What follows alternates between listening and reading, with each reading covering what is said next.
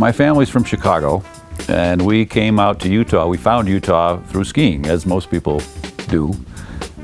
We came to Deer Valley in 1991, loved it. I was intrigued by an advertisement I saw in the park record for 160-acre properties in the wilderness east of Park City, up in the Uinta Mountains, called Wolf Creek Ranch. And Will took me on snowmobiles up to the top of the mountain. It was in the early days of the development of Wolf Creek Ranch. And I was stunned by the beauty, the serenity, the pristine snow-covered mountains and valleys. We snowmobiled all day. I fell in love with the place. My wife was reluctant at first, considering 160 acres in the wilderness, but when she learned that we could have this pristine elk and moose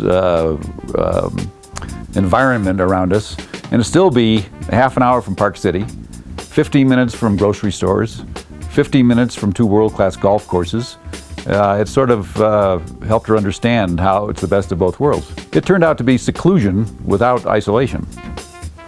And it's proved out to be true. There is something we were surprised about when we started living here, and that was the social scene. We expected to be all by ourselves with no people around. And in fact, we have some great neighbors up here. We get together with many people up here for social occasions, dinners, and in fact, we have gone next door to borrow a stick of butter from our neighbor. Most of us love to use the ranch for snowshoeing, cross-country skiing. We snowmobile, we four-wheel on 60 miles of private trails. But of course, the number one beautiful recreational activity up here is the equestrian capabilities. We also, if 14,000 acres isn't enough, we also abut the Uinta National Forest, comprising another 2.2 million acres. It's quite a nice backyard to play in for us. My name is Will Lang. I'm a realtor, and I've been involved at Wolf Creek Ranch, handling sales and marketing since 1997. At that point, the developers, Doug Anderson and Todd Crosland, had assembled 14,000 acres. That was located about 20 miles from Park City. And they were trying to figure out the best way to develop that.